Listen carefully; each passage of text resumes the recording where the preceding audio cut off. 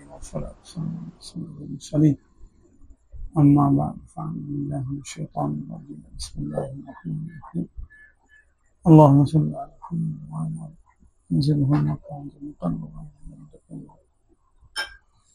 وعلى آل محمد معدل الجود والكرم ومعدل وعلى آله وأصحابه وسلم.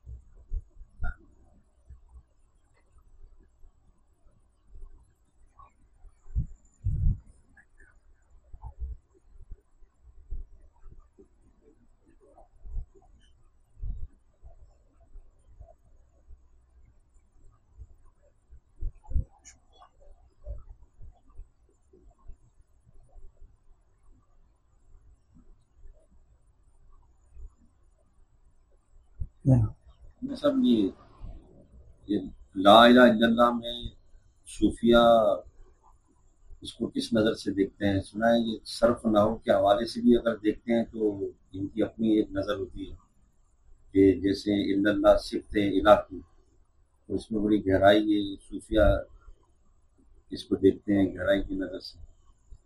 तो आप क्या फरमाते हैं ला इलाहा इल्लल्लाह की जो मौसूफ सिफत है या इसकी जो सर्फी नहवी तरकीब है, इसमें भी सूफिया कलाम करते हैं? हाँ देखिए, इसको देखिए कि ला इलाहा, अब इलाहुन है असल में, ला को अगर हटा देंगे तो इलाहुन है। इलाहुन का माना माबूद इबादत के काबिल, और ये नकरा है। अच्छा, ला इलाहा इल्लल्लाह, अब इल्ला जो है वो गैरू के माना में, गैरुल्लाही, ला इलाहा गैरुल्लाही, के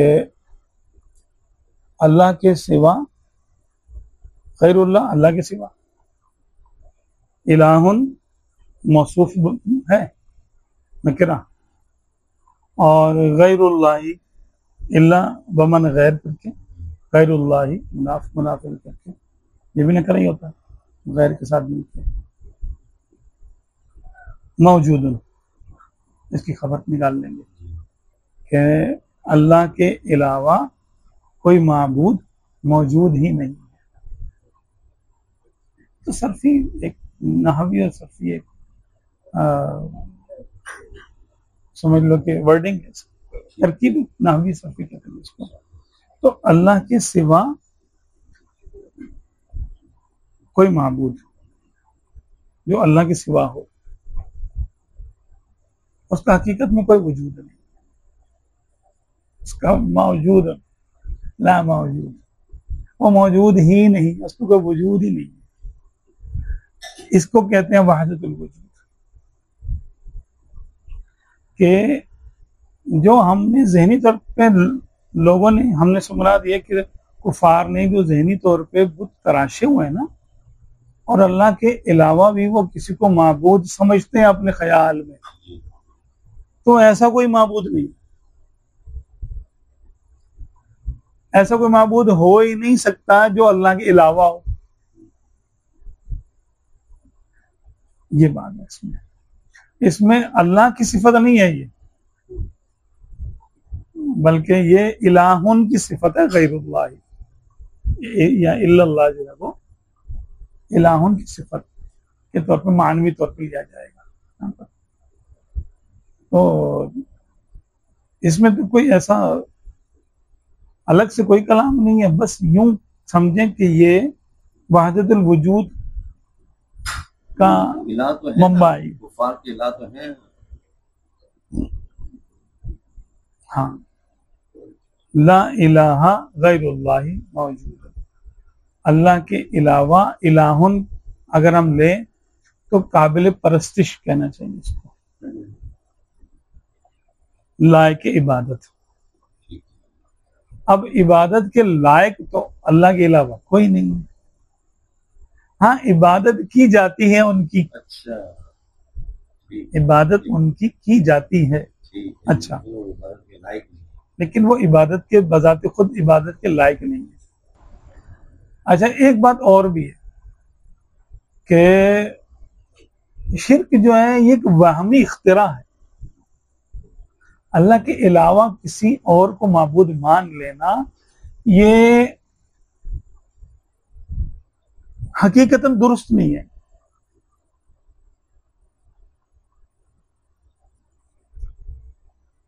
जैसे बिल फर्ज में आपको छोटी सी मिसाल दूं कि कोई किसी और के बेटे को मुंह बोला बेटा बना ले और उससे कितनी ही शिद्दत से वो प्यार करे कि भाई मेरा मुंह बोला बेटा है, तो क्या वो हकीकत में बेटा होगा? मुंह बोला ही रहेगा, उससे रिश्ता नहीं बनेगा।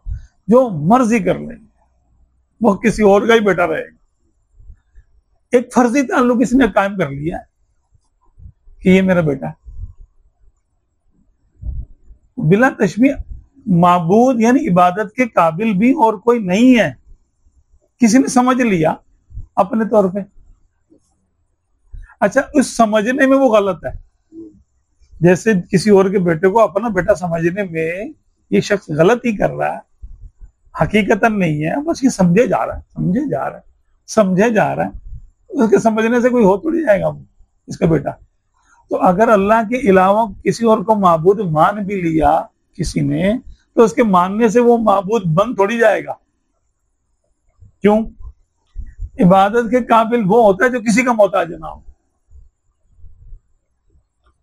जो किसी का मोहताज हो वो तो फिर किसी का मोहताज हुआ ना, खुद मुख्तार तो ना हुआ वो। जब वो खुद मुख्तार नहीं है तो अपना फैसला खुद नहीं कर सकता। जब अपना फैसला नहीं कर सकता तो किसी और का फैसला क्या करेगा? अपने नफे नुकसान का मालिक नहीं है खुद, बल्कि किसी और का मोहताज है। इसलिए मुसलमानों को ये बताया गया है कि कोई वली हो, कोई नबी हो, कोई फरिश्ते हो, कोई रसूल हो, कितने ही बड़ी इज्जत के काबिल हस्ती, ठीक है उनकी इज्जत है, अल्लाह ने उनको इज्जत दी है, लेकिन बतौर मखलूक, बतौर बंदा के, बतौर रसूल या बतौर फरिश्ता के, माबूद के तौर पे उनको हम नहीं ले सकते। वो माबूद नहीं है। वो माबूद होने के लिए एक ही शर्त है। मुफ्ती अहमद यार खान साहब रहमतुल्लाह अलैह ने अपनी किताब जो आपने तहरीर फरमाई, इस्लाम की 4 बुनियादी इस्तिलाहें, बड़ी प्यारी किताब है, बड़ी आसान से लिखी हुई है, छोटा सा रिसाला है और बड़ी प्यारी किताब है। उसमें आपने ये ही इरशाद फरमाया कि माबूद होने के लिए एक ही शर्त है बस, कि वो किसी का मोहताज ना हो। और ये सिवाय रब के, रब करीम के, और ये बात किसी में पाई ही नहीं जाती। अगर किसी बड़े से बड़े फरिश्ते को देख लो, वो भी अल्लाह का मोहताज है। बड़े से बड़े रसूलों को देख लो, बड़े से बड़े नबी को देख लो, बड़े से बड़ी वली को देख लो, जिन भूत को देख लो, अगर कोई शैतानी तरफ कोई जाए तो शैतान को देख लो, इबलीस को देख लो, शैतानी ताकत रखता है, वो बड़ी ताकत रखता होगा, कमबख्त, अल्लाह ने दी है उसको ताकत, लेकिन वो अल्लाह का तो मोहताज ही है ना। ऐसा कौन है कि जो अल्लाह का भी मोहताज ना हो? कोई ऐसा है? नहीं। तो इसका मतलब है कि सब अल्लाह के मोहताज हुए, तो फिर माबूद तो कोई ना हो सकता, क्योंकि माबूद वो होता है जो किसी को मोहताज ना हो। ये तौहीद की समझ लो कि बुनियाद है, माबूद होने की बुनियाद है, ये काबिले परस्तिश, काबिले इबादत होने की मेन वजह है कि वो किसी का मोहताज ही ना हो। अब जब वो किसी का मोहताज नहीं है तो बाकी उसके मोहताज है ना, बाकी उसके मोहताज है। तो जो जिसका मोहताज होता है उसकी ताजीम भी तो करेगा ना, है कि नहीं? बिल्कुल ऐसे ही है। लॉजिकल बात है, अकली बात है कि जो जिसका मोहताज होता है उसकी इज्जत भी करेगा और उसकी ताजीम भी करेगा। अब किसी को अगर जो जिसके सारे ही मोहताज हो, वो सारे ही उसकी ताजीम करेंगे, फिर वो सबके लिए काबिल ताजीम होगा। और इस ताजीम को अब इबादत कहेंगे, इस ताजीम को, इस फर्मा बरदारी को इबादत कहेंगे कि इसके तो सारे मोहताज है, ये किसी का मोहताज नहीं है। तो ये माबूद बरहक हो, जिसने हमें पैदा किया, जिसने हमें कायम रखा, जिसने हमारी ज़ात और सिफात को बनाया, हमारे अफ़आल को तख्लीक किया, हमें अफ़आल कस्ब करने की सलाहियत और तौफीक अता फरमाई। ठीक है, अपने फजल और अपने अदल से उसने दुनिया को का निज़ाम कायम किया, दुनिया को चला रहा है हय्युम क़य्यूम है। फिर आगे उसकी सिफात है, उसके लिए इल्म भी चाहिए, कुदरत भी चाहिए, इख्तियार भी चाहिए, उसका आफू और करीम होना भी आता है, उसका कादिर और कदीर होना भी आता है, उसकी तमाम सिफात जो मखलूक से ताल्लुक रखती हैं वो सारी की सारी ज़हूर में आ जाती है। जब हम रब को रब मानते हैं, इबादत के काबिल मानते हैं, तो फिर इबादत के काबिल में जो खूबियां होनी चाहिए वो सारी खूबियां आपको उसमें माननी पड़ेगी। अच्छा, अब जो लोगों ने अपने अपने माबूदा ने बातिल बना लिए, तो वो एक वहम है उनका। जैसे मुंह बोला बेटा कोई बना लेता है, तो वो हकीकत में माँ उसका बेटा थोड़ी बन जाता है। ठीक है, माबूदाने बातिल को अगर कोई माबूद अपना मान ले, माबूद हकीकी मान ले, तो भाई उसमें वो उसको गलत फहमी है, ये गैर अकली और यानी झूठ बात है, ये हकीकी नहीं है, ये इसका ज़हनी इख्तिरा और इसके सिर्फ एक ज़हनी ख्यालात हैं इसके कि इसने किसी और को माबूद मान लिया। हकीकत में तो जैसे बुत है या और कोई देवी देवता मानते हैं, वो खुद अल्लाह ने उनको बनाया है। बुत को तो यूं बनाया अल्लाह तबारक व तआला ने कि इंसान को बुत बनाने की, बुतगरी करने की चीजें, जैसे मशीनें बनाने की ताकत दी है उसने, तो बुत बनाने की ताकत भी अल्लाह ही ने दी है। सूरज को अल्लाह तबारक व तआला ने अपने कुन से पैदा फरमाया।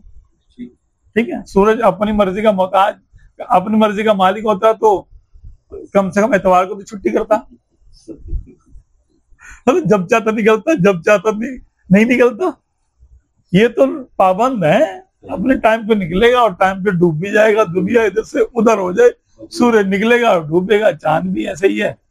इसी तरह सारी मज़ाहिर कुदरत जो ये जो अल्लाह ताला के कुदरत के मज़ाहिर है और कुछ भी नहीं।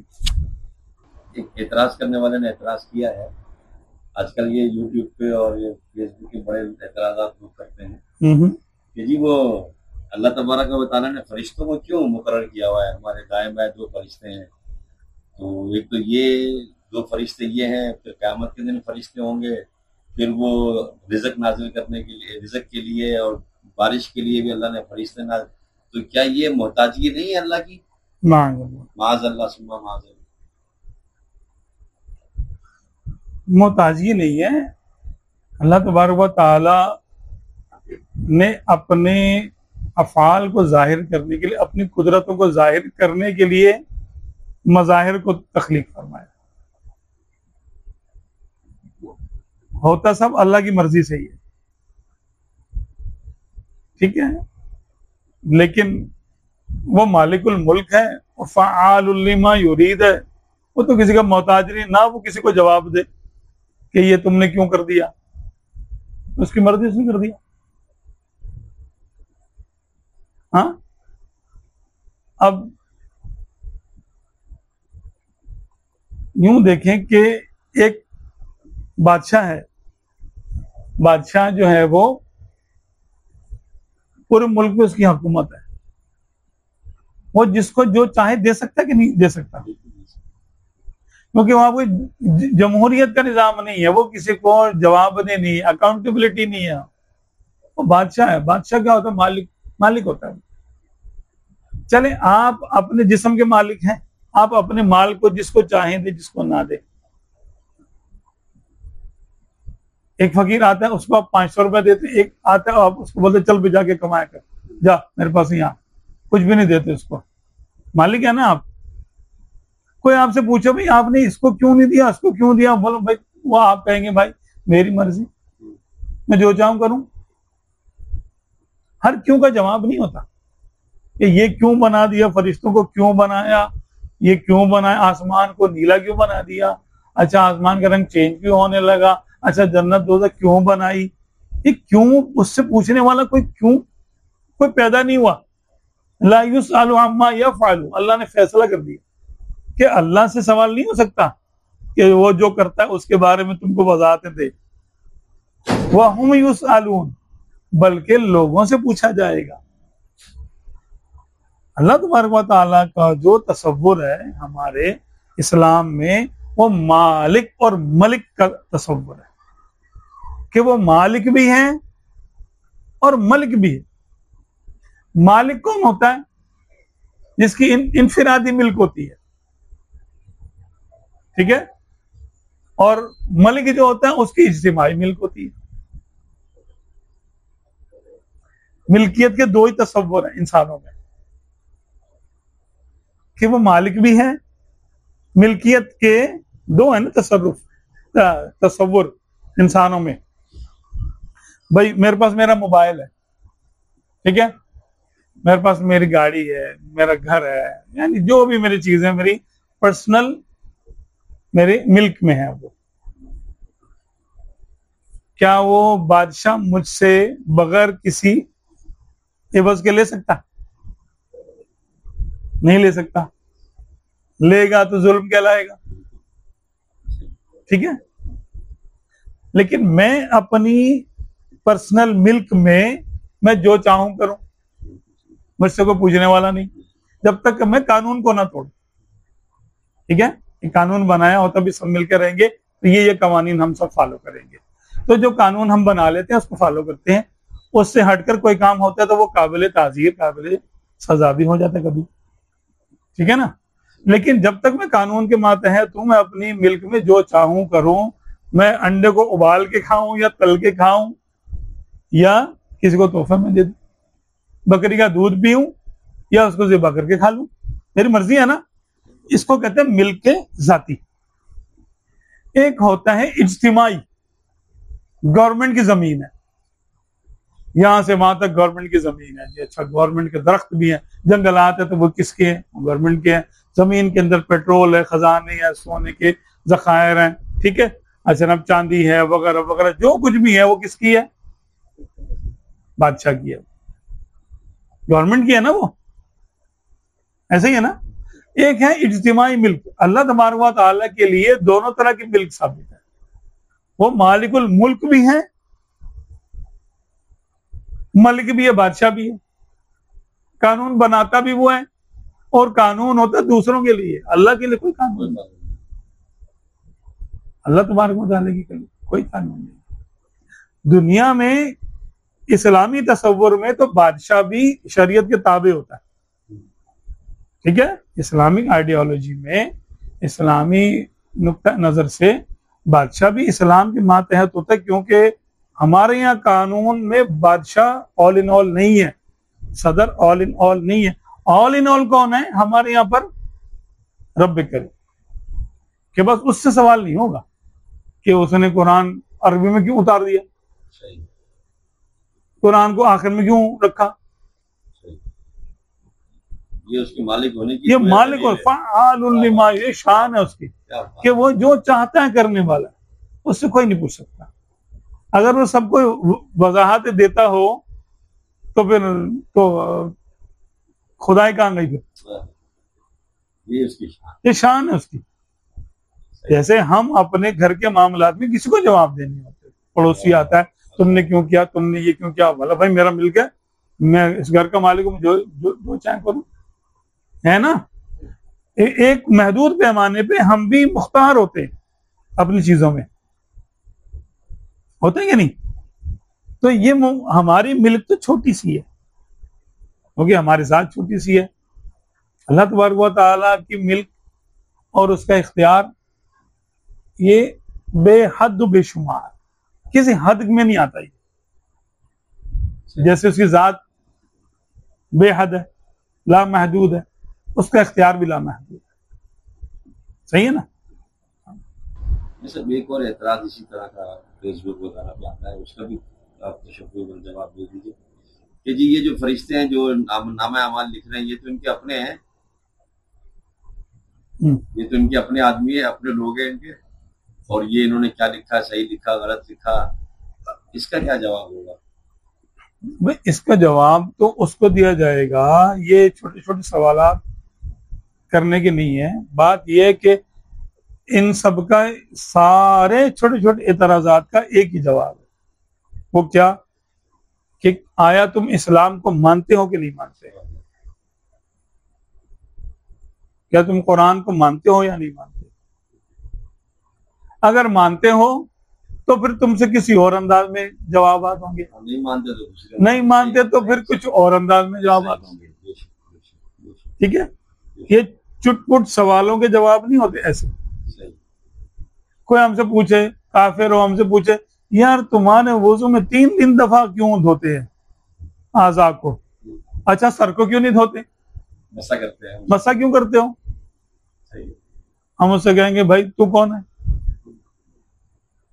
तू मोमिन है? इस्लाम ले आया है या नहीं लाया?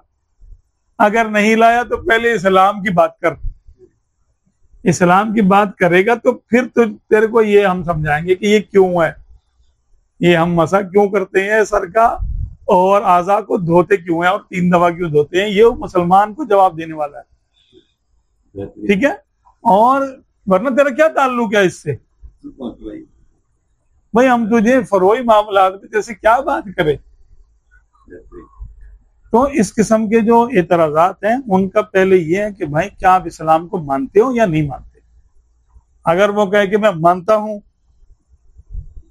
इस्लाम को मैं बतौर दीन के मानता हूं, अब हम उससे कहेंगे भाई कुरान पाक में है ला यालमु मा यालमु जुनूद रब्बिका इल्ला हु, अल्लाह के लश्करों को अल्लाह के सिवा कोई नहीं जानता।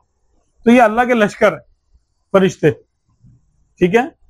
और ला यासून अल्लाह मा अमरहुम व यफअलून मा युमरून, के ये अपनी तरफ से कुछ नहीं करते, अल्लाह की नाफरमानी नहीं करते, या वही करते जो उनको हुक्म दिया जाता है। तो गोया ये मासूम है। तो मासूम होगा वो, उसको आपकी जन्नत और दोज़ख में जाने से उसको क्या फायदा नुकसान? वो आपके साथ जुल्म क्यों करेगा? ठीक है? तो अल्लाह तबारक व तआला के वो ऐन हुक्म के पाबंद है। गोया कि अगर वो आपके साथ जुल्म ज्यादती करेंगे तो अल्लाह के हुक्म से करेंगे, अल्लाह जुल्म से पाक है। तो फरिश्तों को जालिम ठहराना, फरिश्तों को खताकार ठहराना, गलत फहमियां जिनको कहते हैं फरिश्तों को गलत फहमी हो गई फलां टाइम पर, उसने फरिश्तों को नहीं कहा, उसने रब को कहा, क्योंकि ये तो अल्लाह के हुक्म से करते हैं सारा कुछ फरिश्ते, तो इनको भूल चूक नहीं होती है। हाँ, तो अगर तुम कुरान को मानते हो, हदीस को मानते हो, इस्लाम को मानते हो, तो फिर कुरान और हदीस में तो ये है। और अगर तुम कुरान और हदीस को ही नहीं मानते तो फिर हम तुमको क्या जवाब दें? तो मुल्हिदों से कोई लेना देना नहीं हमारा। सर ये जो दफातर होते हैं हमारे दुनिया, अच्छा एक बात और बता दो, ला यासून अल्लाह मा अमरहुम व यफअलून मा युमरून, कि जो कुछ इनको कहा जाता है ये वो ही करते हैं और अल्लाह के हुक्म की नाफरमानी हरगिज हरगिज नहीं करते। इस पर अगर जो रवाफिज का ये अकीदा है कि जिब्रील अलैहिस्सलाम को, वो ये कहते हैं, कौन? राफिजी कहते हैं कि जिब्रील अलैहिस्सलाम को अल्लाह ने नबूवत की वही देकर भेजा था मौला अली के लिए, तो उनको गलती हो गई, गलती लग गई और वो हुजूर सल्लल्लाहु अलैहि वसल्लम के पास लेके चले गए। ठीक है? ये कुफर, खालिसतन कुफर है। क्यों? कि फरिश्ता गलती नहीं करता। कुरान पाक की नस से साबित है। कुरान का इनकार कुफ्र है। बिल्कुल। तो ये अकीदा रखना कि जो कुरान में आया है उसका उलट अकीदा रखना कुफ्र है। तो फरिश्ता ना भूलता है ना गलती करता है, वही करता है जो उसको हुक्म दिया जाता है। ठीक है। और अल्लाह तबारक व तआला गाफिल नहीं है। वमल्लाहु बिगाफिलिन अम्मा यामलून अम्मा तामलून। ठीक है, मुख्तलिफ आयतें कि अल्लाह हरगिज गाफिल नहीं है इन लोगों से जो ये लोग कर रहे हैं। तो अल्लाह तबारक व तआला गाफिल नहीं है।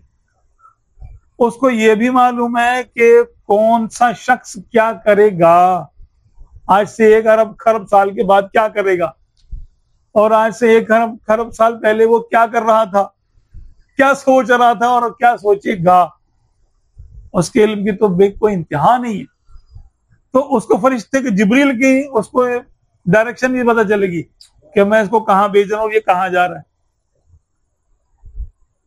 तो फरिश्ते को गलती पर मानना या मन मानी कि भाई इसने अल्लाह के हुक्म की खिलाफ वर्जी कर दी, अपनी मर्जी से कोई काम कर दिया, ये खालिसतन कुफ्र है। ठीक है। इसका मतलब है कि ये लोग हुजूर अकरम सल्लल्लाहु अलैहि वसल्लम को असली नबी नहीं मानते, हाँ, बल्कि गलती से बना हुआ नबी मानते हैं। माअज़ल्लाह माअज़ल्लाह माअज़ल्लाह सुम्मा माअज़ल्लाह। ये इससे बड़ा कुफ्र क्या होगा। हमारे इस्लाम में ये कुफ्र है।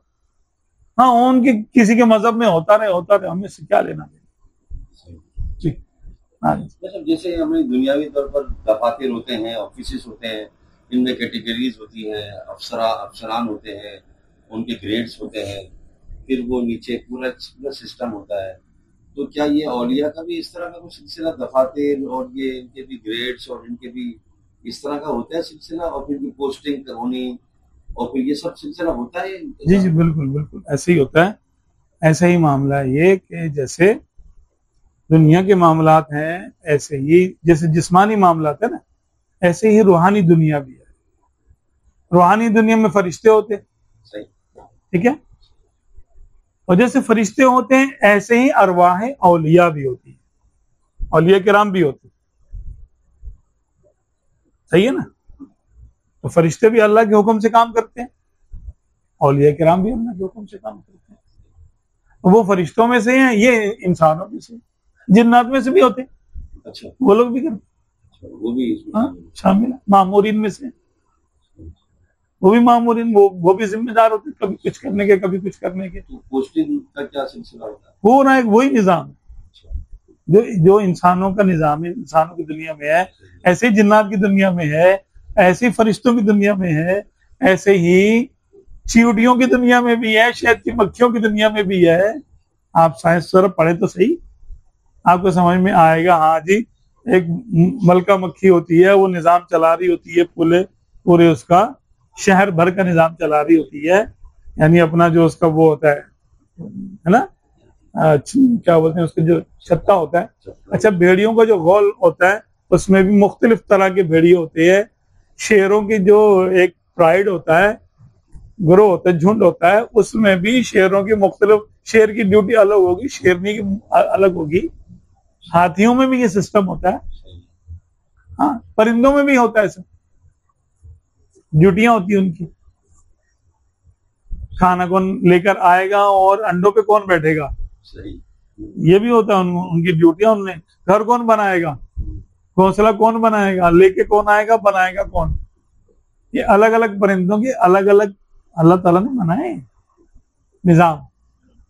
तो इन्हीं को देख ले, चींटियों में घर कैसे होंगे, दीमक के घर देख ले आप, दीमक कैसे घर बनाती है, उन पे उनका मुताला तो करे, कोई डॉक्यूमेंट्री देख ले, चले इनके ऊपर जो बनी हुई चींटियों की डॉक्यूमेंट्री देख ले कि चींटियां घर कैसे बनाती हैं। चूहे बनाते हैं, ये जो खेतों में बिल होते हैं चूहों के, उनमें कितना अनाज जमा कर लेते हैं वो, हाँ, उठा के ले जाते हैं। सांपों के अलग मामला आता है, नेवलों के अलग मामला आता है। तो हर एक गुरोह बना के रहता है और एक निजाम के साथ रहते हैं वो। उनमें भी शादी ब्याह होती है, तलाकें भी होती है, मुतारका भी होता है, हाँ, कज़ा भी होती है, सजा भी दे देते हैं। बंदरों में तो संसार भी कर देते हैं। हाँ, ऐसा भी होता है मामला। कोई किसी से बेवफाई कर जाए, संसार कर देते हैं, उसको मार देते हैं। हाँ, नोच नोच के मार देंगे, सारे मारेंगे उसको मिलके। अब एक जो ना कौवा आप मार दें, देखें सारे कौवे आ जाएंगे। ये क्या है? ये ऐसे ही है कोई, क्या मतलब इत्तेफाकी बात है? नहीं नहीं, एक निजाम अल्लाह ताला ने एक निजाम रखा, एक निजाम है पूरा।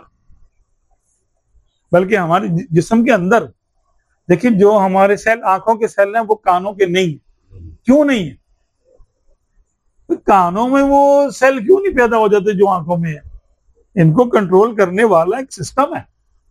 आंख का सेल, आंख के खुलियात आंखों में पैदा होंगे, कानों में पैदा नहीं होंगे। मूंछों के बाल यहां पे नहीं आएंगे, यहां पे आएंगे।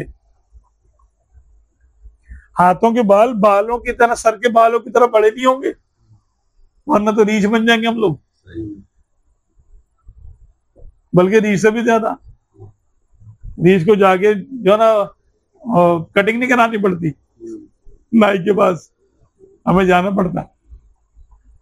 तो जिनको हम बेजान समझ रहे होते हैं, नाखूनों को देखिए कि नाखून अपने हद से आगे नहीं बढ़ेगा। नाखूनों को कंट्रोल करने के लिए एक निजाम है, ऑफिसर है इसके ऊपर, वो सेल ही है, इन्हीं में से है, सेल है, वो चेक करते हैं। अब इसका निजाम का जो यानी ताल्लुक है वो किसके साथ है? दिमाग के अंदर जो गिल्टी है, जो गुदूद है, थायराइड है, पिट्यूटरी ग्लैंड है, ये सब पूरे जिस्म को कंट्रोल करते हैं। लबलब है आपका, शुगर कम ज्यादा करनी है, ये कौन कंट्रोल करेगा? वर्किंग इसकी है। हाँ, इंसुलिन कौन बनाएगा, ज्यादा या कम? बनाने वाला लबलब है, लेकिन इसको कंट्रोल कौन कर रहा है? मगज, हराम मगज, गुदूद का निजाम है जो उसको इसको कंट्रोल कर रहा है। दिमाग के खुलियात बिल्कुल अलग है। हाँ, बाल सर पे उगते हैं, अगर पूरे चेहरे में बाल आ जाए, सर गंजा हो जाए, कैसा लगेगा इंसान? तो इसका एक निजाम है पूरा। तो जो मालिक इतनी बारीक बारीक बारीक चीजों पर निजाम बनाया उसने, और उन पर अपनी कुदरत से उनको चलाया, वो हिल नहीं सकते अपनी जगह से।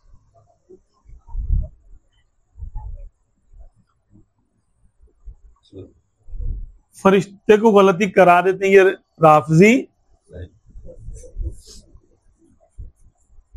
अरे दांतों की जगह दाढ़ी अगर आ जाए ना, तो आपको क्या लगोगे आप? सामने के दांतों की जगह ये वाली दाढ़ी सामने आ जाए तो क्या लगेगा बंदा? अल्लाह का निजाम है ना, उसकी उसकी कुदरत है, उसका कंट्रोल है हाँ, और जिससे जर्रा बराबर ही इंहिराफ नहीं है, जर्रा बराबर। जर्रा भी बहुत बड़ी चीज है, जर्रे के भी करोड़वां जर्रा उसके बराबर भी इंहिराफ नहीं है। कोई सर मुंह इंहिराफ कर नहीं सकता, अल्लाह की कुदरत की पकड़ में है। बड़े से बड़ा, बड़े से बड़ी मखलूक आप देखें, सूरज अपने वक्त पे निकलता है, अपने रास्ते पे चलता है, डूब जाता है।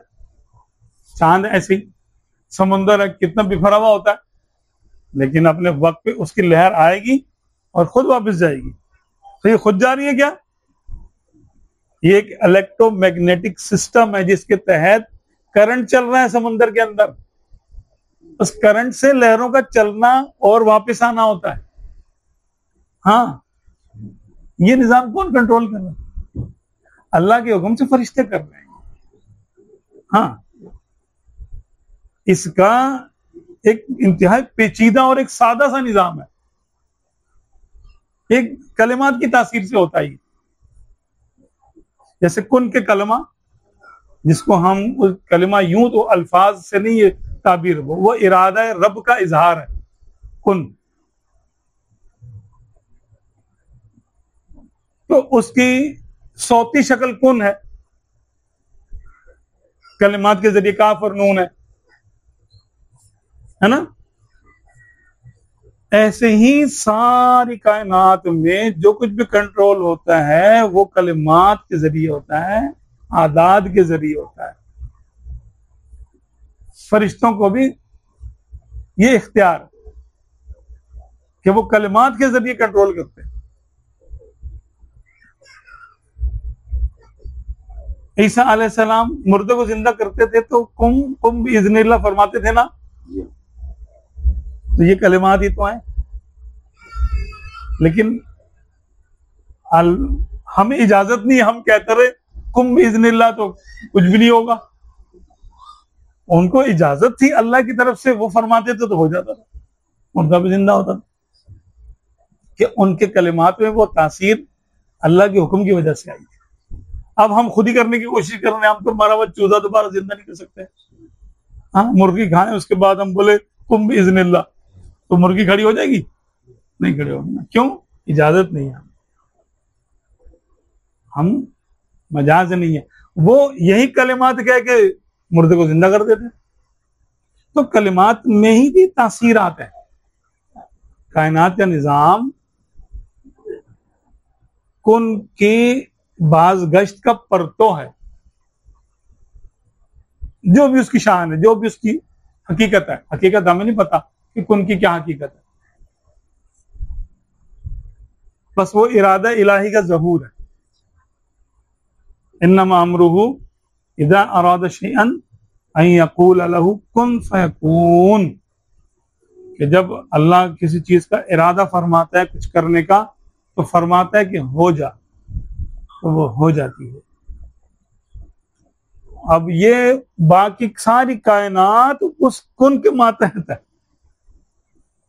सबको जो इख्तियार मिला उस कुन से मिला, और सब लेना देना अख्ज़ो अता सब उसी से ही है। जैसे ये जो निज़ाम है, क्या इसको कोई देख सकता है? अगर देख सकता है तो वो सारे निज़ाम को देख लेता है कि ये, जैसे आपने फरमाया कि जो समंदर की लहरें जो है वो बाकायदा इसके ऊपर फरिश्ते हैं, तो क्या वो नजर आ सकते हैं? देखिए, जो मामला अल्लाह तबारक व तआला ने हमारे सामने जाहिर फरमाए वो हम देख सकते हैं, और जो जाहिर नहीं फरमाए वो नहीं देख सकते।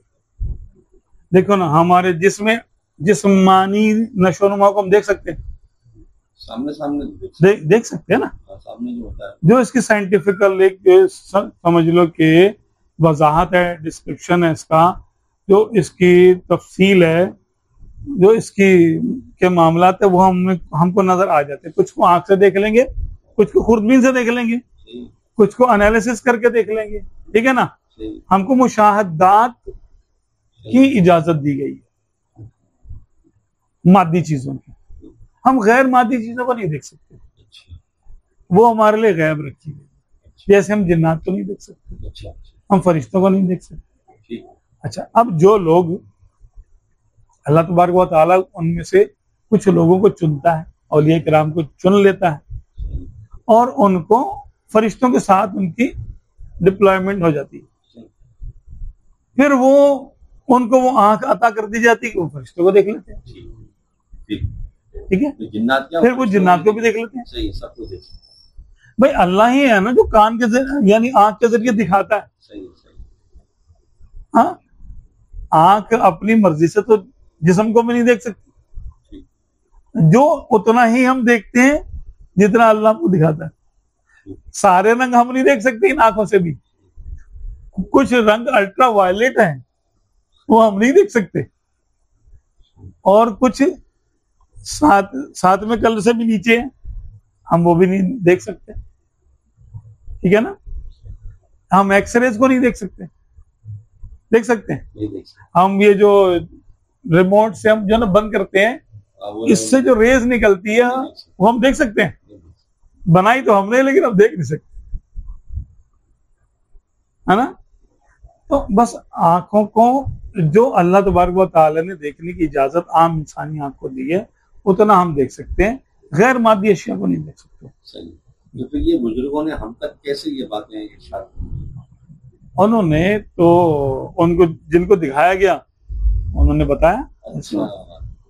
उन्होंने किताबों में लिख दिया, किससे बता दिए, ऐसा भी होता है, ऐसा भी होता है, ऐसा भी होता है। अब देखें, हम हाथियों के जो मामलात हैं, शेरों के मामलात हैं, चींटियों के मामलात हैं, ये हमने खुद थोड़ी देखे हैं, लोगों ने डॉक्यूमेंट्रीज बनाई हैं, इस तरह हमें पता चल, ठीक है, और वो उन्होंने हम तक पहुंचा दी।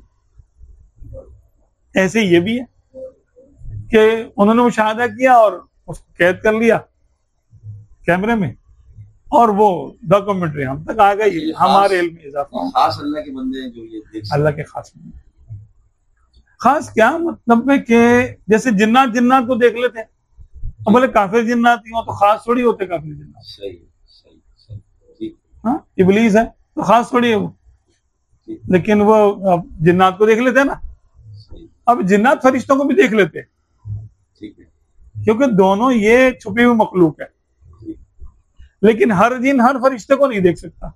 अच्छा, ऐसा है। तो बस अल्लाह जिसके सामने जाहिर फरमा दे वो उसके लिए गैब नहीं है, और जिसके लिए छुपा दे वो उसके लिए गैब है। इतनी सी बात है। हाँ, अच्छा, ये सब अल्लाह तबारक व तआला हर शय पे कादिर है, करीम है, रहीम है, पाक वगैरह, वो सबको बख्शेगा। तो क्या कोई कैद है इसमें कि वो शिर्क वाले को नहीं बख्शेगा या कुफर वाले को नहीं बख्शेगा? अगर है कैद तो क्यों? तो करीम है, वो तो पाक कर देगा, इसको क्या है? हाँ, करीम तो है। देखिए, करीम है और मुंतकिम भी तो है। अल्लाह तबारक व तआला की सिफात में गजब भी तो है ना उसका,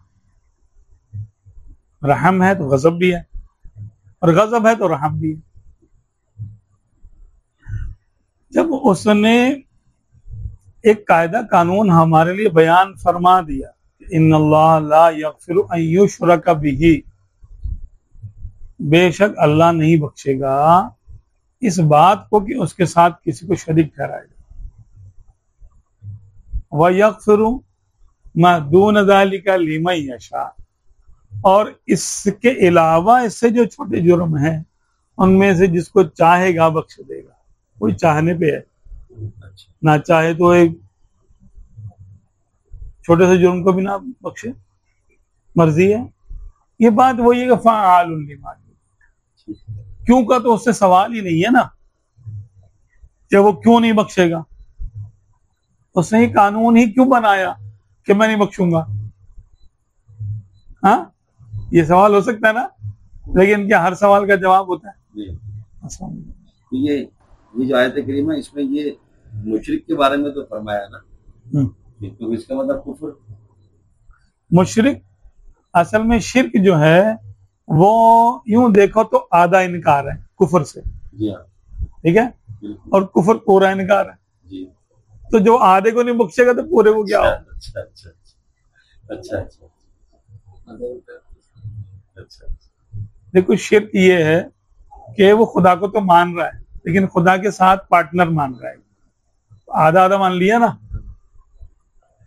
एक समझाने के लिए बता रहा हूं कि खुदा को मानने के बावजूद दूसरे को मान रहा है, तो गोया कि ये खुदा को ना मानना है, गोया के ना मानना है। सही सही। तो शिर्क गोया के कुफर ही है। और अगर जो हकीकत में कुफर है कि खुदा को माने ही ना बिल्कुल, तो सराहतन कुफर हो गया ना। खुदा को माने लेकिन उसका पार्टनर माने, शरीक माने किसी को, ये भी खुदा को ना मानने के मिसल है। हालांकि वो कहेगा मैं खुदा को तो मानता हूं, लेकिन ये कि हम कहेंगे नहीं भाई, नहीं, तो रब ताला ने इसको कुफर करार दिया, कि ये भी गोया कि खुदा का इनकार ही माना जाएगा। वो लाख बोलता रहे कि अल्लाह को भी मानता हूं और फलां को भी मानता हूं, ये नहीं, अल्लाह ही को माबूद मानना है, किसी और को साथ में माना तो गोया अल्लाह का इनकार हो गया। उसने किया नहीं लेकिन वो शुमार वही होगा। जब आधा इनकार या यानी इशारतन इनकार या दलालतन इनकार मुकम्मल कुफर है, तो जो सराहतन इनकार है वो तो है। अंडरस्टूड हो गया ना? ये उस पाक परवरदिगार ने खुद ही एक कानून बनाया हुआ है, ये है कुफर और शिर्क। अच्छा, वो अगर मौत से पहले अगर तौबा कर लेगा फिर तो उसकी माफी है ना, ये तो। कुरान पाक में भी है ना, जे इन्नल लदीना लम यकुनिल लदीना कफरू मिन अहलिल किताबि वल मुशरिकीन, के मुशरिकों में और अहले किताब में से जो कुफर करने वाले हैं। आ गया। वो जो शख्स है जो जिसने अल्लाह तबारक बारगाह में कुफ्र किया है, शिर्क किया है, तो क्या अल्लाह तबारक ताला का ये कानून है ना कि उसको नहीं बख्शेगा? उसका कानून हमारे लिए कानून है, अल्लाह ताला का फैसला है। अच्छा, अल्लाह ने अपने लिए कानून नहीं बनाया। अल्लाह तो मालिक है ना, तो इसका मालिक के लिए क्या कानून है? तो ये कह सकते हैं कि ये जुमला क्या सही हो जाएगा कि अल्लाह चाहे तो ऐसे को भी बख्श देगा? क्या ये जुमला सही होगा? नहीं नहीं नहीं, नहीं होगा। असल में जब अल्लाह वमन अस्दक़ मिनल्लाहि क़ीला, अल्लाह से ज्यादा सच्चा कौन है? अल्लाह तबारक व तआला की बात झूठ नहीं होती बस। तो जिस बात से अल्लाह तबारक व तआला का कलाम कुछ झूठ साबित हो रहा माअज़ल्लाह, वो अकीदा हम नहीं रख सकते। जब अल्लाह तबारक व तआला ने इरशाद फरमा दिया इन्नल्लाह ला यग़फिरु अन युशरका बिही, कि अल्लाह नहीं बख्शेगा कि उसके साथ किसी को शिर्क किया जाए, तो फिर नहीं बख्शेगा। मतलब हम मुशरिकों की समत में खड़े होकर, मुशरिकों की तरफ खड़े होकर हम अल्लाह तबारक व तआला की बात को कैसे गलत साबित करें? हम क्यों बोले सही कि अल्लाह चाहेगा तो बख्श देगा? भाई वो उसने फरमा दिया जब कि मैं नहीं बख्शूंगा, वो बात खत्म हुई। अब क्या, अब हम मुशरिकों की तरफ क्यों खड़े हो? ये बुनियाने मरसूस जो है, ये शीशे पिलाई हुई दीवार, इससे मुराद है। हाँ। तो क्या सूफिया भी ये जंगो जदल और इसको पसंद करते हैं? सूफिया तो नरम दिल होते हैं, इनको तो इस चीज से कोई हरज नहीं होती। नरम मिजाज, नरम दिल। माशाल्लाह, किसने कह दिया? सैयदना अबू बकर सिद्दीक रज़ियल्लाहु अन्हु से बढ़कर कोई सूफी होगा इस उम्मत, सबसे बड़े सूफी है ना। सैयदना दाता अली हजवेरी, हसनी सैयद, हाँ, और इतने बड़े बुजुर्ग और इतने बड़े सूफी। आपने जो किताब लिखी है तो आपने फरमाया कि सबसे पहला सूफी इस उम्मत का अबू बकर सिद्दीक है। तो आपने कभी जंग नहीं की क्या? आप रज़ियल्लाहु तआला अन्हु ने तो सारी जंगों में हिस्सा लिया, ग़ज़वा बदर से लेकर और आखिर तक। फिर जब आप खलीफा बन गए तो आपने मुसैलमा कज़्ज़ाब के खिलाफ भी आपने जिहाद के लिए लश्कर रवाना फरमाए और मुनकिरीन ज़कात के लिए भी लश्कर रवाना फरमाया। आखिर दम तक आपका जिहाद का सिलसिला था। तो सूफिया नरम दिल होते हैं किसके लिए? वल्लज़ीना मअहु अशिद्दाउ अलल कुफ़्फ़ारी रुहमाउ बैनहुम, आपस में मुसलमान नरम होते हैं। अच्छा, और काफिर, क्योंकि सूफिया होते हैं मुबल्लिग इस्लाम। मुबल्लिग इस्लाम जो होता है वो लोगों से उनकी नफ्सियात के मुताबिक कलाम करता है। अब जिहाद भी सैफ है, उसके लिए तो मखसूस हालात होती हैं और मखसूस वक्त तक के लिए होता है वो, ठीक है। जब तक उसकी शराइत पूरी ना हो जाए वो हो नहीं सकता। लेकिन जिहाद बिल लिसान, यानी इस्लाम को फैलाना तलवार के जरिए नहीं, जबान के जरिए, ये उलमा का काम है।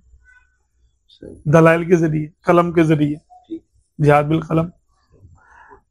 एक है किरदार के जरिए इस्लाम को फैलाना, लोगों के दिल जीतना, लोगों के काम आना, अखलाकियात से उनको इस्लाम के करीब करना, जिसको हम मुअल्लफ़तुल क़ुलूब के ज़ुमरे में लेते हैं कि आका दो आलम सल्लल्लाहु अलैहि वसल्लम इस्लाम के इब्तिदाई अय्याम में कुफ़ार को, बड़े बड़े काफिर जो थे उनके सरदारों को इस्लाम के बैतुल माल में से कुछ तोहफ़े दिया करते थे, ताकि जिनके दिलों में नफरत है उनके दिलों में थोड़ी जगह बनी और वो इस्लाम को करीब से देखे।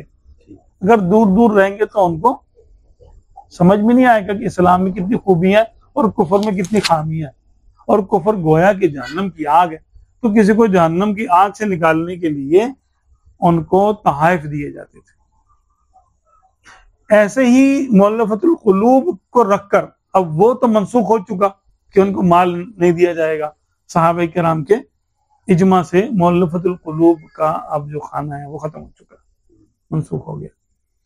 लेकिन जाती तालीफ कल्ब तो हो सकती है ना, कि आप ऐसा किरदार अपना रखें कि अपने किसी काफिर पड़ोसी को, किसी बद मजहब को, किसी ऐसे शख्स को जो दीन से दूर है, ये दुनियादार आपको लग रहा है, अगर वो कामिल सूफी है और अपने अकायद का आलिम और आरिफ है, उसकी बात कर रहा हूं मैं, हर बंदे की बात नहीं कर रहा, तो वो हिकमत अमली के साथ उसको आग से निकालने के लिए तालीफ कल्ब कर सकता है। ये है सूफी। सूफी की जो नरमी है वो इसलिए नहीं है कि वो इतना नरम हो जाए कि उसके कुफर में शामिल हो जाए, या कि उसकी जो है बद मजहबी में शामिल हो जाए, हाँ, सुलह कुल्ली पे चला जाए, ये नहीं है।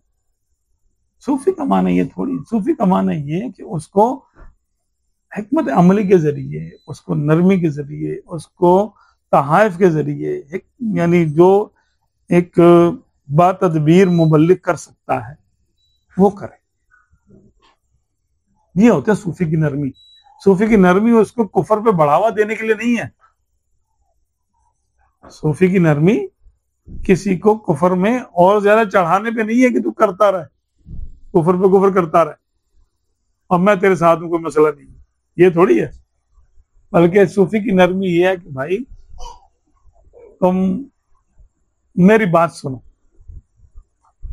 जब वो सूफी की बात सुनेगा, उसके रोज़ो शब्द देखेगा और उसका हुस्न अखलाक देखेगा तो मुतासिर होगा, क्यों नहीं होगा। फिर तो जो इनकी सूफियों की कॉन्फ्रेंस होती है जिसमें सारे के सारे मेले मेले लत्तू फेरे सब जमा होते हैं, इसमें ईसाई भी, यहूदी भी, पता नहीं कौन कौन, सूफीज़म के नाम पर। तो जब तक ये सूफी साहब ये वहां जाएंगे नहीं तो अपना पैगाम कैसे देंगे? और उनकी जो स्पीचेस हैं वो भी सुननी पड़ेंगी सारी। इनका तो नंबर आएगा, बाद में आएगा। सूफी और है और हुकूमती सूफीइज्म और है। अच्छा। ये तो इब्राहिम एकॉर्ड को लेके चल रहे हैं। पर्दा खुल गया ना? हाँ, पर्दा तो खुल गया, बिल्कुल। ये तो बड़ ऊपर से आ रही है, तो क्या ये गंदी नाली ऊपर से बहती हुई आ रही, सब पे छींटे पड़ रहे हैं इसके। हाँ, ये तो इस्लाम और कुफर को मिलाकर दीन अकबरी की नई शक्ल समझ लिया, नई शक्ल। ये और क्या। दीन अकबरी में हिंदू ही थे, सिर्फ ईसाई नहीं थे। हाँ, क्योंकि बादशाह को हिंदुओं से खतरा था तो वो हिंदुओं से शादी भी कर लेता था और उनको अपने जंगों में शामिल भी कर लेता था, उनको जायदादें भी दे देता था बदबख्त। हाँ, अब यहाँ पर इसमें यहूदी भी है और क्रिश्चियन भी शामिल है, और ये उनका एक मक्काराना एक निज़ाम है, इसको उन्होंने दीन इब्राहिमी के नाम से मुतारफ कराया। हालांकि दीन इब्राहिमी तो सिर्फ और सिर्फ इस्लाम है ना। मा काना इब्राहिम यहूदिय्यन वला नसरानिय्यन वलाकिन, क्या है इसके बारे में आयत है कि इब्राहिम ना तो यहूदी थे ना ईसाई, वलाकिन कान हनीफ मुस्लिमा, इब्न याद पड़ता है ना। मा काना इब्राहिम यहूदिय्यन वला नसरानिय्यन वलाकिन काना हनीफा मुस्लिमा वमा काना मिनल मुशरिकीन। अगर इब्राहिम एक और देखा जाए तो वो क्या है कि इब्राहिम अलैहिस्सलाम ना तो यहूदी थे ना ईसाई थे, लेकिन वो सच्चे पक्के मुसलमान, हनीफन मुस्लिमन, वमा काना मिनल मुशरिकीन, मुशरिक भी नहीं थे, हिंदू भी नहीं थे, वो सितारा परस्त भी नहीं थे, बुत परस्त भी नहीं थे, आग परस्त भी नहीं थे, मज़ाहिर परस्त भी नहीं थे, मुशरिकों में से नहीं थे, ना यहूदी थे ना ईसाई। अगर इब्राहिमी कोई मजहब है तो वो इस्लाम है। ना यहूदी दीन इब्राहिमी पर है और ना ईसाई दीन इब्राहिमी पर है इस वक्त। तो अगर इब्राहिम अकॉर्ड आपको लाना है तो इब्राहिमी अकॉर्ड जो है वो इस्लाम है। तो इनको क्या बुरा है भाई, सारे यहूदी कलमा पढ़ लो इस्लाम का, सारे ईसाई कलमा पढ़ ले इस्लाम का। भाई इन लोगों के पास तो अपनी किताब ही महफूज नहीं है ना, टेक्स्ट ही महफूज नहीं है इनका, तो बाकी दीन तो किताब में से इन्होंने लेना है ना, तो किताब ही अल्टर्ड है इनकी, तब्दीलशुदा है। मुसलमानों की किताब है एक वाहिद की जो नॉन अल्टर्ड है, इसमें कोई तब्दीली नहीं है, तो 1400 साल पहले थी वो आज भी वही किताब है। तो इनको चाहिए पहले टेक्स्ट तो अपने अपने छोड़ें और इस तरफ आए। जब कुरान को मानेंगे तो गोया इस्लाम को मान लेंगे। ये हो सकता है इब्राहिमी अकॉर्ड जो है ना, ये हो सकता है। वरना ये जो सूफिया की जो सूफिया की भी कॉन्फ्रेंस है होती थी क्या सूफी बासफा, पहले कोई कॉन्फ्रेंस हुई है कभी 1400 साल में? तारीख में तो ऐसा। और ये सूफिया कॉन्फ्रेंस करवाता कौन है?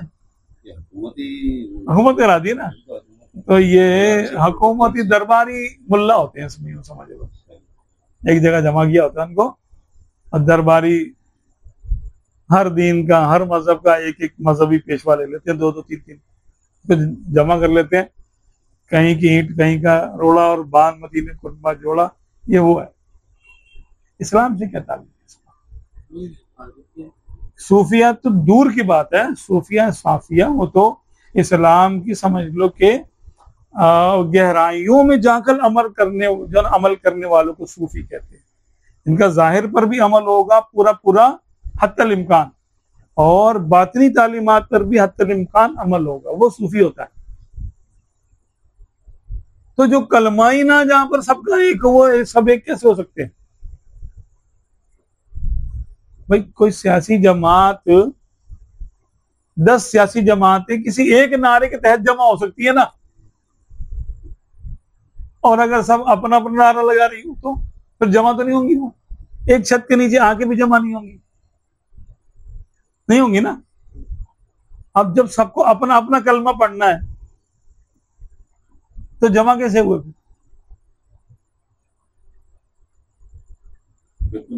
हाँ, फिर जमा कैसे हुए? तो जो हमारे नबी को झूठा कहेगा हम उसको सच्चा मान लेंगे? भाई यहूदी ईसाई हमारे नबी को झूठा कहते हैं ना, हाँ, कि तुम्हारे नबी ने झूठा दावा किया था, कोई नबी नहीं है ये, माशाअल्लाह, ये मकसद है ना इसका, तो इनको हम सच्चा मान लें तो फिर हम झूठे हो जाएंगे। अगर इनको हम सच्चा मान लेंगे तो हम दीन इस्लाम से माज़अल्लाह निकल जाएंगे, और ये हो नहीं सकता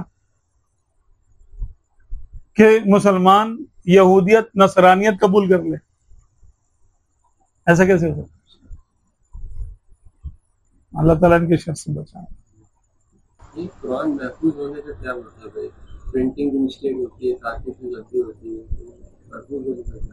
महफूज होने का मतलब ये है कि गलती कोई करेगा भी तो उसको दुरुस्त कर दिया जाएगा। देखें हुआ कि नहीं हुआ?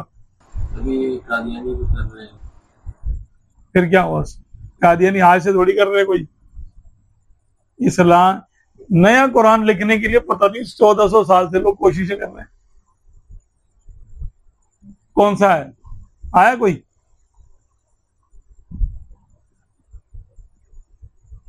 भाई इतने इसके हाफिज है माशाल्लाह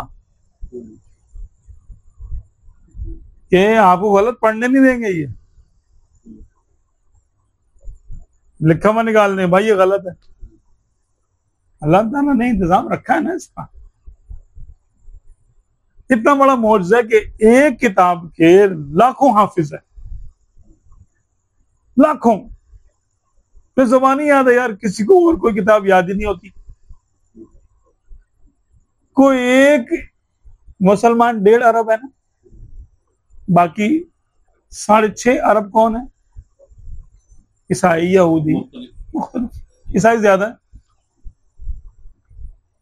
6.5 अरब में कोई एक किताब का, तो रात का हाफिज मुझे दिखा दे, ज़बूर का हाफिज दिखा दे, इंजील का हाफिज दिखा दे मुझे। 6.5 अरब लोगों में से ये 1.5 अरब में से आपको 10-15 लाख 20 लाख मिल जाएंगे हाफिज। अब यानी हमारी किताब ये क्या? अल्लाह ताला ने ये मौजज़ा उतारा है हमारे लिए। इससे बड़ा भी कुछ, इससे ऑब्वियसली इससे ज्यादा जाहिर क्या चीज देखना चाहते हैं? और कि आज तक महफूज है वो। तो कॉपी म्यूजियम में सैयदना उस्मान गनी रज़ियल्लाहु अन्हु जिस कुरान पाक की तिलावत कर रहे थे, वो कुरान पाक आज भी महफूज है। उनका खून भी गिरा हुआ है उस पर, मुबारक खून है। फसयक्फिकहुमुल्लाहु व हुवा समीउल अलीम, इस आयत पर आपके खून के छींटे हैं उस्मान गनी रज़ियल्लाहु अन्हु के। और वो नुस्खा और आज का नुस्खा सेम है। आजकल तो प्रिंटिंग प्रेस है, पहले तो नकल कर करके लिखते थे, इससे देख देख के लिखते थे। उस वक्त नहीं हुआ कोई चेंज हो सका। 1400 साल से हमें कुरान पाक की फिक्र करने की कोई हाजत नहीं है। हाँ, इन्ना नहनु नज़्ज़लना ज़िक्र व इन्ना लहू लहाफ़िज़ून, हमारे रब का फैसला है कि बेशक हमने कुरान को नाजिल किया और हम हैं जो इसकी हिफाजत करने वाले हैं।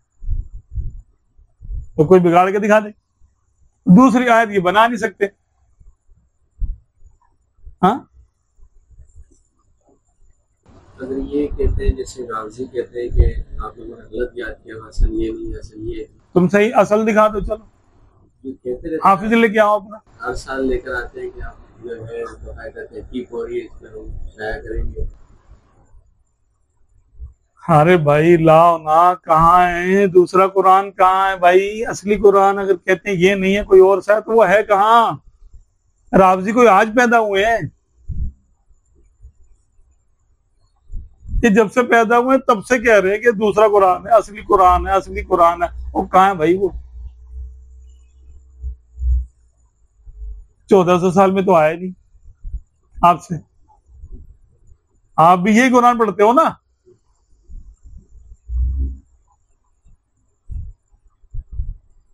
हमारे पढ़ते हो ना? तो हमारे कुरान असली है। अगर असली तुम्हारे पास होता तो उम्मत की तो सारी उम्र ही गुजर गई बगैर कुरान के। तुम लोगों की, हमारी तो सही गुजरी। हमारी तो कुरान के साय में गुजरी ना, अल्हम्दुलिल्लाह। कुरान की तशरीह हदीसें हैं और अहादीस की तशरीह हमारे आइम्मा का अमल है, और उनका जो इल्म है वो उनके फतावा है, हम उस पर चलते हैं। हमारे पास तो दीन मुकम्मल महफूज है। रावजियों के पास तो अपनी किताब ही नहीं है, ना किताब इनकी, ना इमाम भी नहीं है, किताब भी नहीं है, तो फिर किसको पैरवी करते हैं? बस किताब से हटके तो इल्म ही नहीं है। ख्वाब जरूर है, और ख्वाब देखते हो उसमें क्या है? ख्वाब में तो ये बताने की जरूरत नहीं है, सनद बताने की हाजत ही नहीं है उसमें। सनद वनद की जरूरत नहीं थी ख्वाब में। ख्वाब दिख ले यूं होगा, कर लो भाई। अच्छा भाई, आप अहमकों की जन्नत में रहें, कोई मसला नहीं। कोई शख्स बैत होता है, शेख के पास हाजिर होता है, शेख उसे कुछ तालीम देते हैं और फरमाते हैं ये पढ़ा करो, इस तरह किया करो। तो जो इब्तिदाई सालिक जो होता है, उसका सबसे करीबी दोस्त कौन और सबसे करीबी दुश्मन कौन होता है?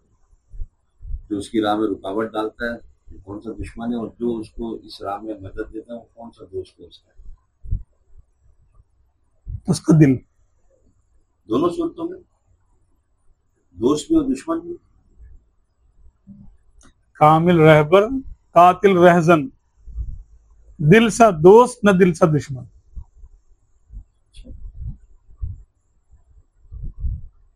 ये अगर सही हो जाए अला व इन्न फिल जसदि लमुदगतन,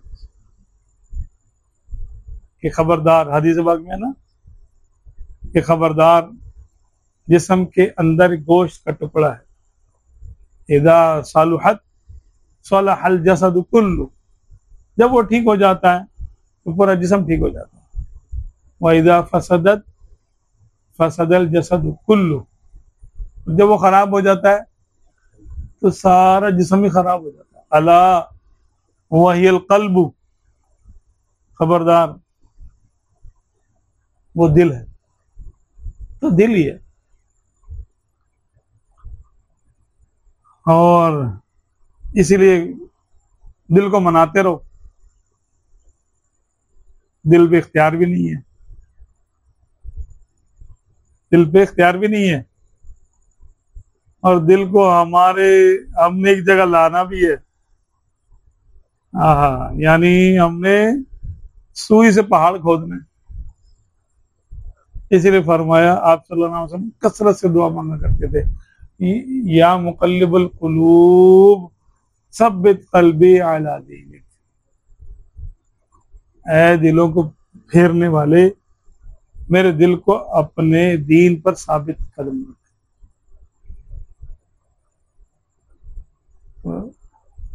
दिल को दीन पे साबित रखना, इसके लिए दुआ की गई है। ये जो हम अमाल करते हैं ना, अमाल करने से क्या होता है, हम अल्लाह से मदद तलब करते हैं कि या अल्लाह जो मेरे इख्तियार में देख मैं वो कर रहा हूं। तो उन्होंने मुझे नमाज का कहा, देख पढ़ रहा, हज का कहा, देख मैंने किया, और रोजे का कहा, देख मैंने रखा, ज़कात का फरमाया, मैंने देख दी, उसने अखलाक का मैंने कोशिश की, लोगों के हुकूक का मैंने दीन तेरी हुक्म के मुताबिक, दीन इस्लाम के मुताबिक जो मुझे पता चला मैंने कोशिश की। अब तू मुझ पर रहम फरमा, मेरा दिल अपने राह में लगा।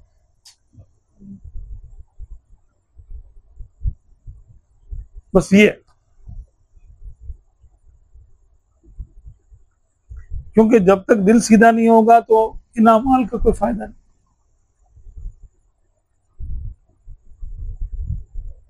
और दिल से सीधा हो जाता है तो ये अमाल मुश्किल ही नहीं रहते, आसान हो जाते। इसलिए फरमाया कि अगर किसी वली को देखना हो कि उसका दिल सीधा है कि नहीं, तो शरीयत पर उसकी इस्तिकामत देखो। कि जो मुश्किल काम था दिल सीधा करना, जब अल्लाह ने इसका दिल सीधा कर दिया तो जाहिर पे अमल करना तो सबसे आसान था। ये तो इसके लिए बाएं हाथ का खेल है। फिर जाहिरी शरीयत पे चलना तो बहुत ही आसान है, फिर तो इसमें ये खता नहीं करेगा। दिल को सीधा करना मुश्किल था, जब यही हो गया आसान, अल्लाह ने उसके लिए आसान कर दिया, तो फिर तो इजी है। ये इसकी पहचान है। इसीलिए फरमाते हैं कि किसी का दिल सीधा हुआ है कि नहीं देखना हो तो चमत्कारों पे नहीं जाओ, करामत पे नहीं जाओ, शरीयत की इस्तिकामत पे देखो कि कितनी इस्तिकामत है इसको, क्या ये शरीयत का पर मुस्तकीम है, इसका कदम मजबूत है, शरीयत पर सुन्नत पर कायम है या नहीं, सुन्नत को अहमियत देता है या नहीं। अगर सुन्नत पे कायम है, वेल एंड गुड। जितना शरीयत पे कायम है उतना इसका बातिन ठीक होगा, क्योंकि बातिन तो हमारी नजरों से पोशीदा है, तो जाहिर को देख सकते। हाँ, बातिन का एक टेस्ट है, वो ये होता है कि मुरीद ये देखे कि पीर की सोहबत में रहकर मेरे दिल में क्या ख्यालात कहाँ आते हैं। इसकी महफिल में या इसके साथ सफर करने से, बातचीत करने से, जिंदगी गुजारने से, मुलाकात करने से मेरे दिल में क्या तब्दीली आती है। अगर दिल में दुनिया की मोहब्बत जड़ पकड़ रही है, मजीद गहरी हो गई, अब मरने का दिल नहीं चाहता, इसका मतलब ये गड़बड़ मामला है, दुनियादार पीर है फिर ये। फिर ये इसकी सोहबत में तुमको दुनिया की मोहब्बत में इस्तिकामत मिल रही, मामला गड़बड़ हो गया। और अगर आखिरत की मोहब्बत पैदा हो रही है, दिल चाह रहा है, सही, फिर ठीक। अगर ज़ाहिरी तौर पे बड़े हमारे दौलत रखते हो, अगर सच्ची चीज़ें तो मुझे तब भी जो है दुनियादारी की तरफ दिल नहीं जाए। नहीं, हुज़ूर गौस पाक के पास बहुत माल था बाद में, आखिरी उम्रों में, तो फिर क्या हो, कभी ऐसा भी हो जाता है। ये तो रब की अता है कि जब वो अपने बंदे को महफूज कर देता है, यानी उसकी विलायत पर मोहर कबूलियत लग जाती है, ठीक है, फिर उसके अहवाल में तब्दीली आ जाती है। फिर वो अपनी अता के जरिए उसको चाहे तो फकर अता कर दे, चाहे गिना अता कर दे, चाहे करामत अता कर दे, चाहे सबर अता कर दे, चाहे बीमारी अता कर दे, हाँ, चाहे सेहत अता कर दे, वो जो फिर उस पर डाल दे, हर चीज अता ही अता, पर वो उसी पर कायम रहता। वली जो होता है, जब महफूजियत की मोहर लगती है, तो वो उसके डेस्टिनी है वो, कि वो इसी हालत पे कायम रहेगा, उसकी हालत ये नहीं। उसने जो रब को पहचाना होगा किसी एक सिफत से या दूसरी सिफत से उसने पहचाना, और भी सिफात तो वापसी उसका राउंड भी चल सकता। ऐसा तो होता है कि बाकियों से कुलियतन नाबलद तो नहीं होगा, बाकी सिफात से एक में स्पेशलिस्ट होगा, और ये वही सिफत होगी जिसका ये खुद ज़हूर है, जिसका ये खुद मज़हर है। हाँ, अल्लाह तबारक ताला ने अपने अस्मा और सिफात का मज़हर बनाया ना कायनात में हर चीज को, जैसे अपनी सिफत मुदिल का मज़हर इब्लीस को बनाया,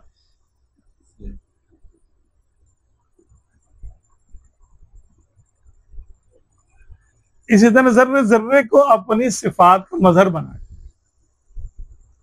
तो बंदा जब ये पहचानता है ना कि मैं किस सिफत का मज़हर हूं, मन आरफ नफ्सहु फक़द आरफ रब्बहु, बल्कि यूं भी हम कह सकते हैं कि मन आरफ नफ्सहु फक़द आरफ नफ्सहु, कि जब वो बिलअक्स भी मामला हो जाता है कि वो जब अपने रब की सिफत को जान लेता तो अपने आप को भी जान लेता कि अच्छा मुझे ये सिफत समझ में आ रही, तो मैं इसका मज़हर हूं।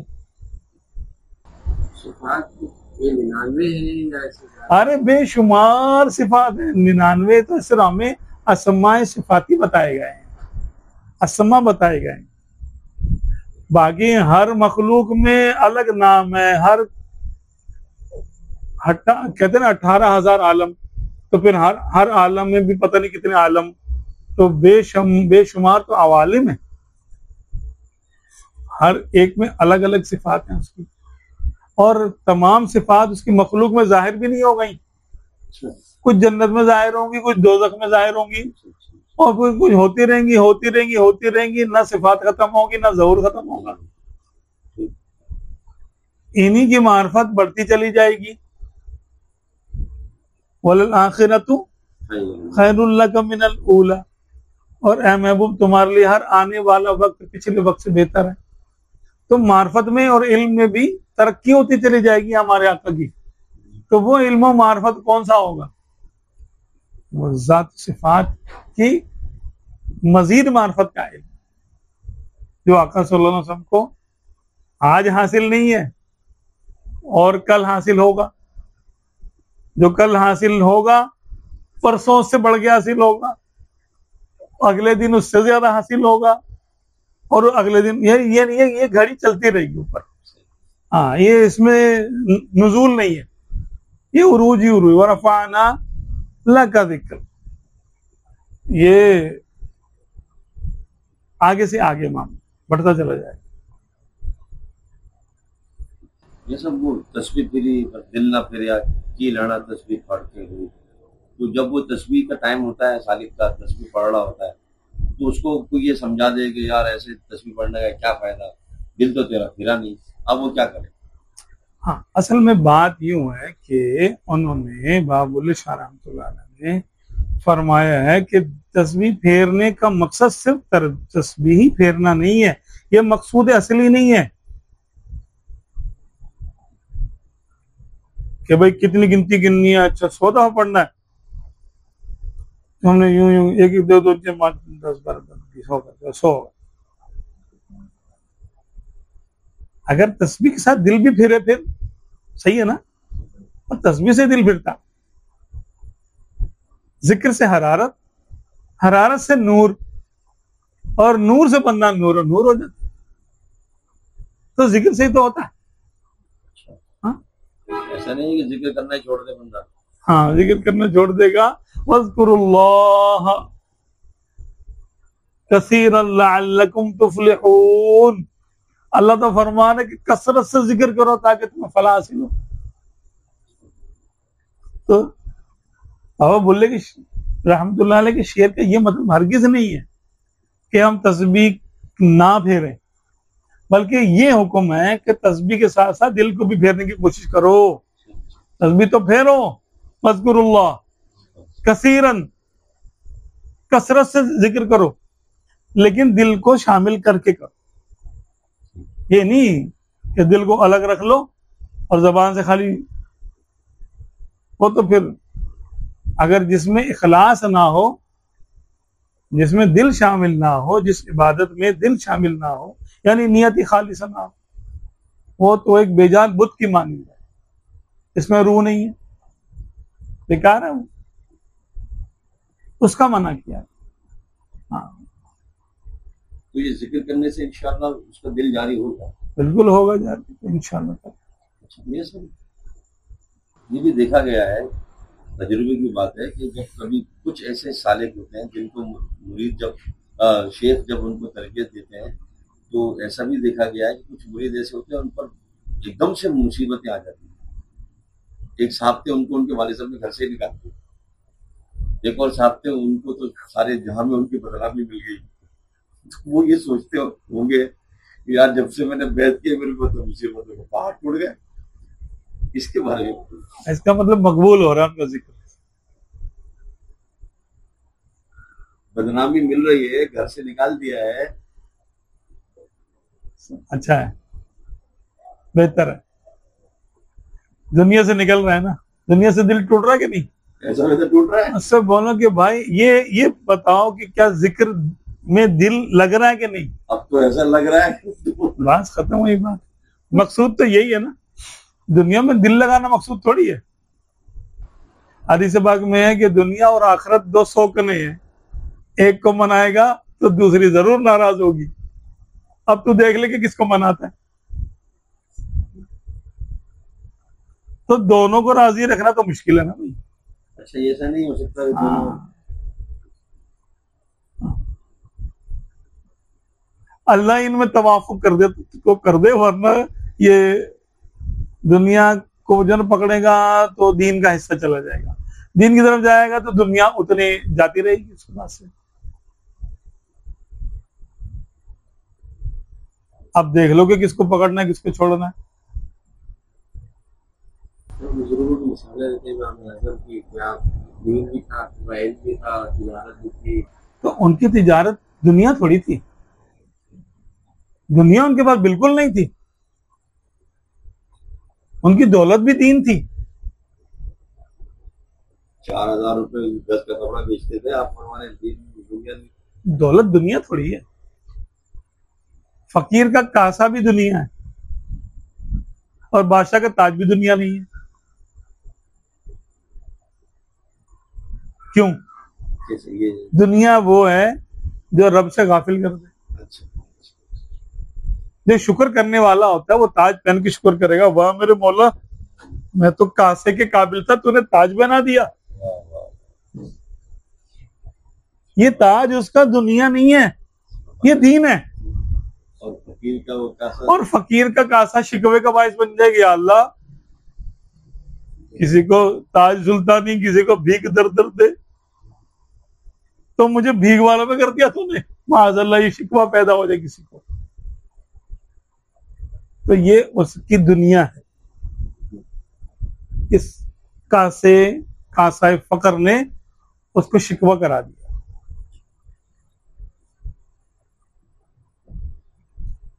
तो दुनिया का साजो सामान दुनिया नहीं है, दुनिया की याद दुनिया है। क्या? दुनिया का साजो सामान असबाबे दुनिया, असबाबे दुनिया दुनिया नहीं। उन असबाब में खो जाना दुनिया है। हदीस पाक में तो ये कि जिसने शादी की उसने अपने आधा दिन महफूज कर लिया। अब भाई आधा दिन महफूज कर लिया, बाकी में अल्लाह से डरे। आधा दिन कैसे महफूज हो गया? उसका खर्चे पड़ गए इतने सारे उसके ऊपर। बेगम आएगी तो उसको खाना भी खिलाना है, उसकी रिहाइश का बंदोबस्त। आज के दौर में किराए का घर तो लेगा और इज्जतदार मोहल्ले में लेगा जहां आते जाते को उसकी नजर न डाले। हाँ, अच्छी जगह पे लेगा, महफूज भी, हिफाजत भी करेगा। उसकी इज्जत और असमत का हिफाजत भी इसकी जिम्मेदारी हो गई। यानी फिक्रात पड़ गए उसको।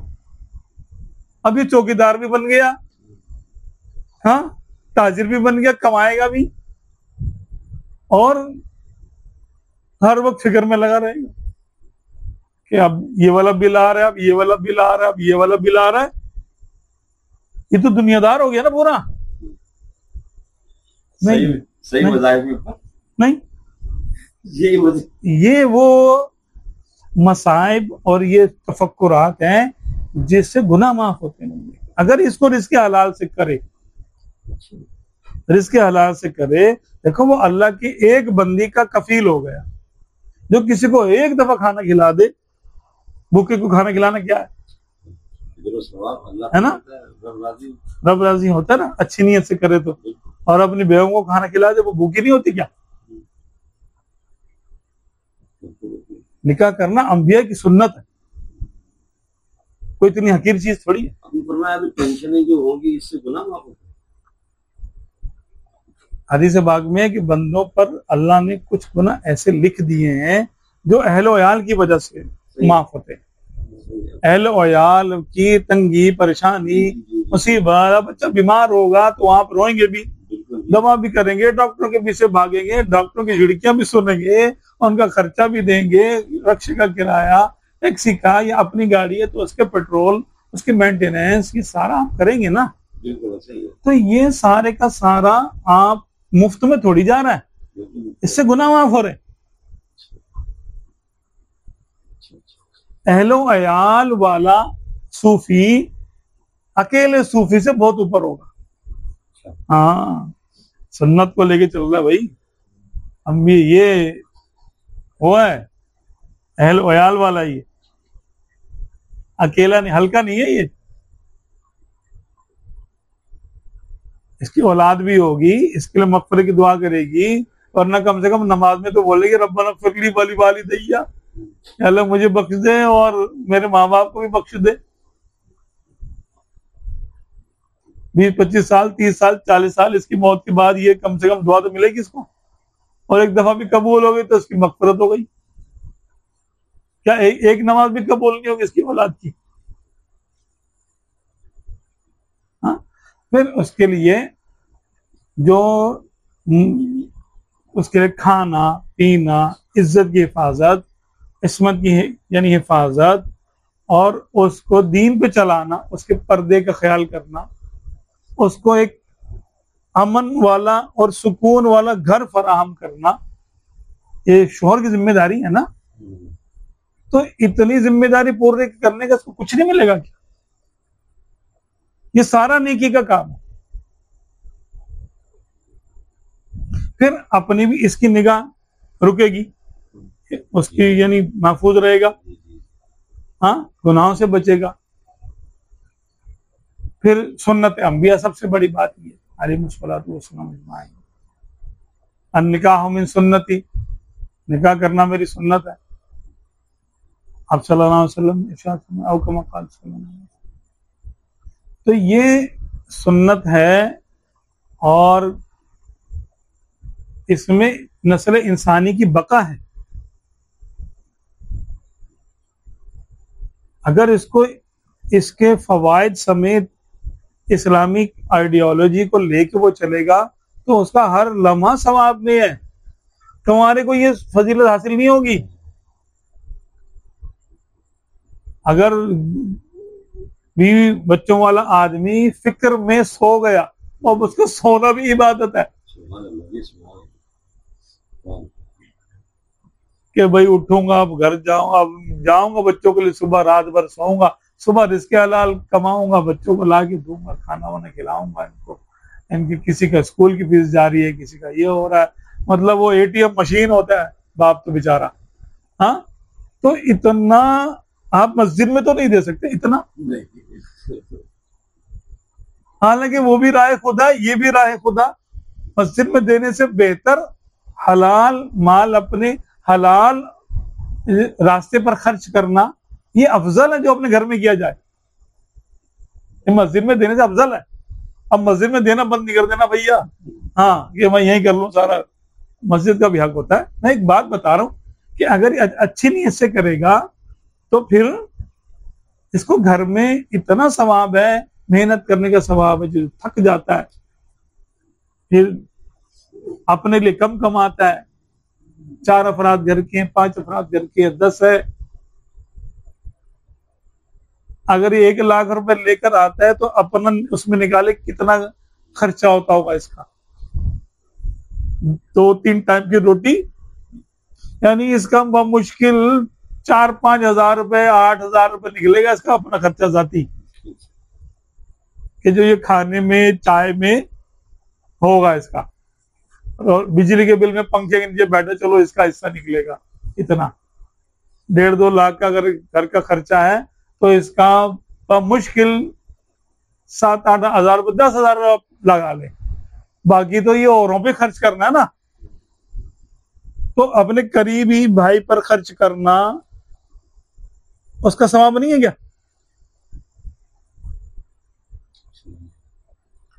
तो भी बच्चे पालना, उनके लिए कमाना, ये फकीरी का हिस्सा है, ये दुनिया नहीं है। इसको दुनिया हमने समझ लिया कि ये दुनिया, कोई दुनिया नहीं, ये दीन है। अगर दुनिया होती तो आप सल्लल्लाहु अलैहि वसल्लम की 11 अज़वाज है तो क्या कहेंगे उसको? बीवी को दुनिया थोड़ी है, बीवी दीन में मुआविन है, दुनिया का माल नहीं है बीवी, बीवी दीन का साथी है। हाँ, लेकिन बात यह कि अगर उसके इस्लामी तरीके पे लेके चले, ये हम उसको दुनिया बना लेते अय्याशियों में, बेजा खर्चों में, बेपर्दगी कराकर, नमाज की तलकीन नहीं करते, पर्दे की तलकीन नहीं करते, अपने फराइज जो अल्लाह रसूल की तरफ से हमें हुक्म है कि अपनी बीवियों को, अपने बच्चों को ऐसे रखो, हम वैसे नहीं रखते, रोक टोक नहीं करते, शरीयत के मुताबिक मुनासिब तरीके से, है ना, हिकमत के साथ नहीं करते, लापरवाही बरतते, या कहते चलो कोई नहीं, नमाज पढ़े ना पढ़े हमें इससे क्या, पर्दा करे ना करे हमें इससे क्या। अगर इस तरह करेंगे तो ये हम अपनी दुनिया हमने खुद बना ली, ये दीन था हमने इसको दुनिया बना ली। क्योंकि अब हमें ये दीन की राह से रोकेगी। दुनिया वो है, वो चीज या वो सबब या वो असबाब या वो जात या वो काम जो हमें अल्लाह की याद से गाफिल कर दे, वो दुनिया, और जिसकी वजह से हम अल्लाह के बताए हुए फर्जों में लग जाएं, जैसे कुर्बानी वाजिब है ना किस पर, कि जिसके पास निसाब हो, साहिब निसाब हो, तो कुर्बानी का निसाब होता है। किसी का दिल कुर्बानी करने के चाहता तो वो कमाएगा तो सही ना, तो अब उसका कमाना क्या है, दीन है कि दुनिया? तो बात यह कि इन्नमल आमालु बिन्नियात, हर जायज काम उसमें नियत उसका फैसला करेगी कि ये क्या है। जायज काम को आप बहुत आला सवाब का बायस बना सकते हैं, और जायज काम को आप गुनाह का बदतरीन काम बना सकते हैं अपनी नियत से। जैसे मिसाल के तौर पे नमाज ही है, चले नफिल पढ़ रहे हैं आपने, फर्ज की बात नहीं कर रहा हूं, नफिल की बात कर रहा हूं।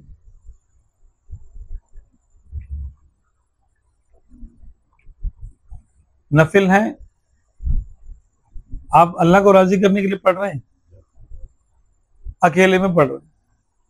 आप कोई ऐसा शख्स कमरे में आ गया कि आप चाहते हैं कि ये जरा मेरे से मुतासिर हो जाए, इसको लगे कि मैं नेक हूं। अब आपने किरात लंबी कर दी, रुकू सही करना शुरू कर दिया, सजदे में 10 उंगलियां लगानी शुरू कर दी, सुन्नत के मुताबिक नमाज पढ़ रहा जी। कोई ना होता तो आप ऐसे बस पढ़ लेते, बस तो यार गर्मी बहुत है, फटाफट निपटाओ। तो अब जितनी दुरुस्तगी दूसरे की वजह से हुई है वो अल्लाह के लिए तो नहीं है। अल्लाह की इबादत में गोया कि हमने किसी और को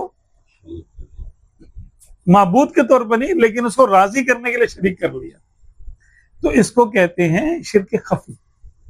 कितना बड़ा गुनाह हुआ ये, रियाकारी हो गई, नियत। और अगर आपने मेहनत की, मजदूरी की, सारा दिन तिजारत की, इसलिए कि भाई घर में बच्चे भूखे हैं इनको खिलाऊंगा, अल्लाह ने फर्ज किया मुझ पर, मैं बाप हूँ, मैं नहीं करूंगा तो कौन करेगा, या भीख मांगेंगे मेरे घर वाले। आपने मेहनत की, मजदूरी की, और ये जो मेहनत मजदूरी आपने क्यों की? कि अल्लाह ने मुझे इनका जिम्मेदार बनाया, मैं अपना फर्ज पूरा कर रहा हूँ, फर्ज पूरा करने का सवाब मिलेगा। नेक है, नियत है ना। अच्छा, एक बात और यहाँ पे मैं वजाहत एक अर्ज कर दूं, गुनाह का काम किसी अच्छी नियत से अच्छा नहीं हो जाएगा, कोई सूरत नहीं है ऐसी ना। ऐसा नहीं हो सकता एक शख्स है वो डाका मारे और बोले यार मेरे मोहल्ले में बहुत गरीब लोग रहते हैं, मैं अमीरों को लूटूंगा, गरीबों को बांटूंगा। माअज़ल्लाह वो ये सोचे मुझे अल्लाह बहुत बड़ा सवाब देगा। ये बात कुफर तक जा सकती है, हराम तो है ही, लेकिन ये कुफर तक जा सकती है। गोया ये अल्लाह तबारक व तआला की राह में एक हराम माल खैरात कर रहा है सवाब की नीयत से, जो कुफर है सीधा सीधा। अल्लाह ताला पाक है और सिवाय पाक की कुछ कबूल नहीं करता। वो कहते हैं कि किसी का दिल दुखाने से अच्छा है बंदा झूठ बोल दे। दिल दुखाने से बेहतर है झूठ बोल दे। देखो, झूठ की जो इजाजत दी गई है शरीयत में, वो अपने जान को बचाने के लिए या किसी की जान को बचाने के लिए, ठीक है। अच्छा, अपने माल को बचाने के लिए भी आप झूठ बोल सकते हैं। अगर डाकू माअज़ल्लाह अगर किसी से पूछे कि ला बता पैसे कहाँ है, तो ये कह सकता है कि हमारे पास पैसे नहीं है, झूठ बोल सकता है, नहीं, माल अपना बचा सकता है, जान बचा सकता है, ठीक है, ईमान बचा सकता है। दो रूठे हुए आदमियों में सुलह कराने के लिए भी झूठ की इजाजत है, मुनासिब झूठ बोल सकता है ताकि वो एक दूसरे की तरफ मायल होकर सुलह कर ले। एक को बोले कि यार दूसरा वाला तो तुम्हारी बड़ी तारीफ कर रहा था, कह रहा था यार वो दिल का बड़ा अच्छा, बस कभी कभी गर्मी खा जाता, जबान थोड़ी इसकी तेज है लेकिन दिल का बड़ा अच्छा है। इधर आके बोले यार वो तुम्हारी इतनी तारीफ कर रहा था और कह रहा था यार कुछ भी है, बंदा बड़ा नाइस है। तो इनके दिलों में थोड़ी नरमी आएगी एक दूसरे के लिए। फिर मुलाकात हो, फिर ऐसे कुछ बोले, फिर मुलाकात हो, फिर ऐसे कुछ बोले, तो आहिस्ता आहिस्ता आहिस्ता आहिस्ता ये बुग़्ज़ खत्म हो जाएगा, एक दिन सुलह भी हो जाएगी। तो ये झूठ बोलना जायज है, शरीयत में इसको मना नहीं कहा मिलाने के लिए। फिर अगर कोई शख्स है उसकी मुख्तलिफ बेगमात है और वो हर एक ये चाहती है बेगम कि मैं सबसे ज्यादा अपने शोहर की पसंदीदा बीवी करार पाऊं, तो ये कह सकता है, झूठ भी कह सकता है कि हर एक को ये कह सकता है कि नहीं मुझे तुमसे ज्यादा मोहब्बत है, बाकियों से भी है लेकिन इतनी नहीं, तुमने ज्यादा चाहता हूं। तो ये इसको शरीयत ने इजाजत दी है ताकि घर का सुकून बरकरार रहे। अब इसके अलावा लतीफे सुनाना, ये करना वो तो शरीयत ने इजाजत नहीं दी।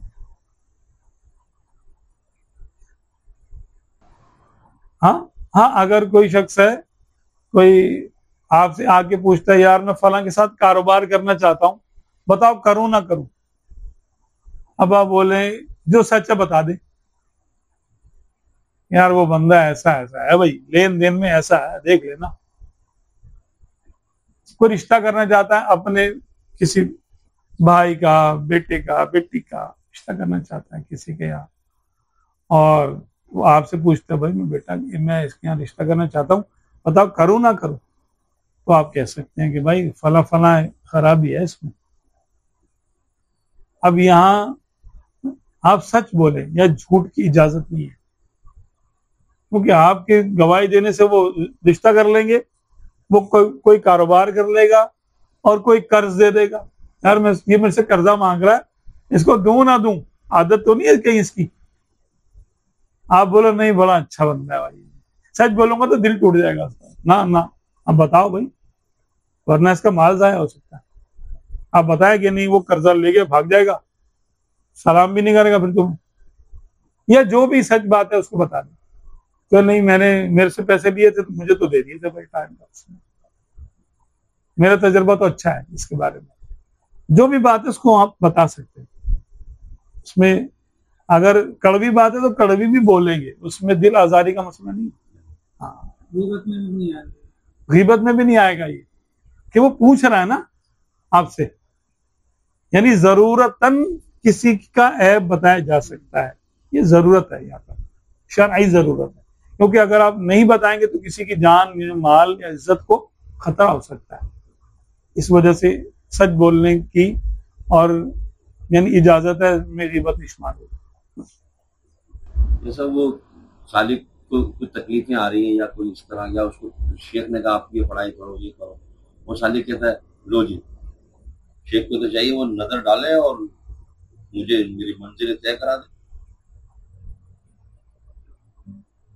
ऐसे शख्स को चाहिए कि वो फिर मुरीद ना हो।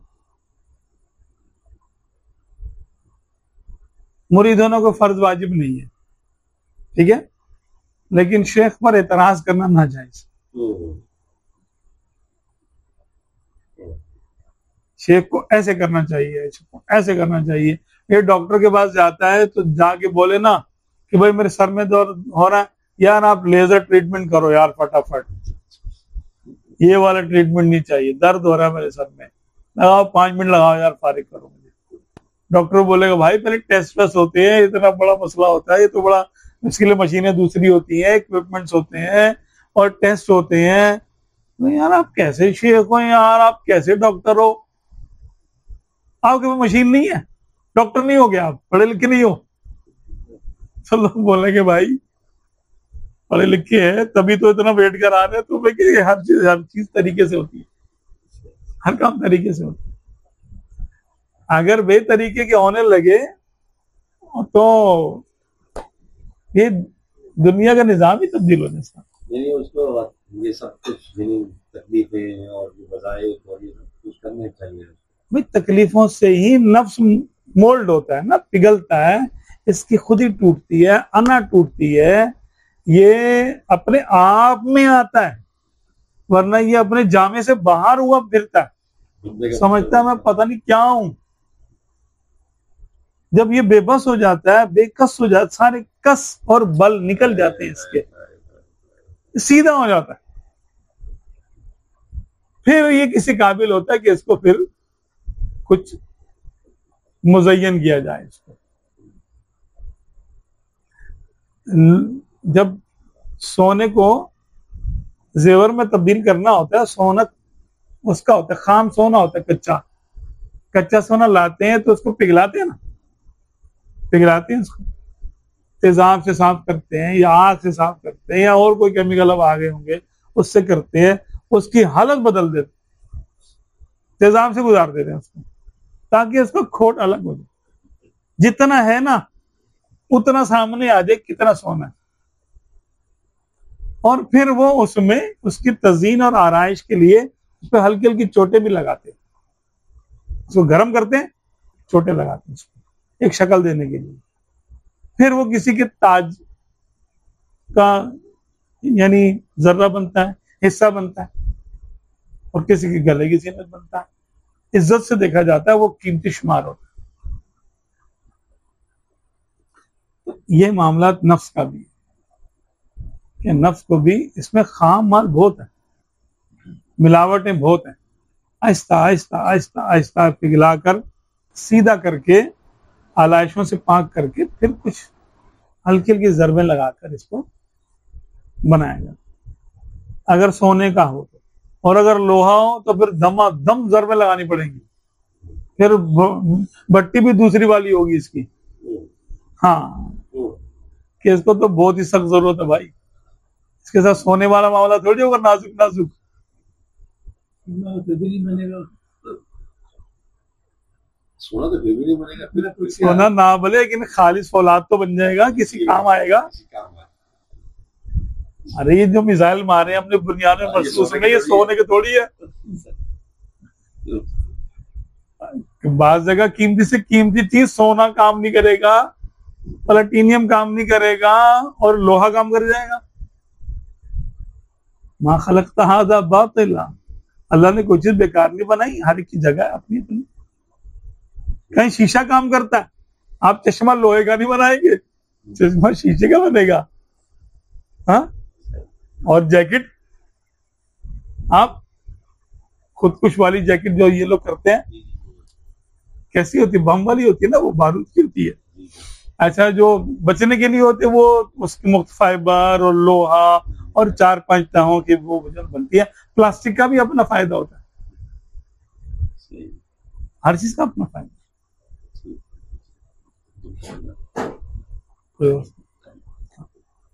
अल्लाह तबारक व तआला हमें अमल करने की तौफीक अता फरमाए।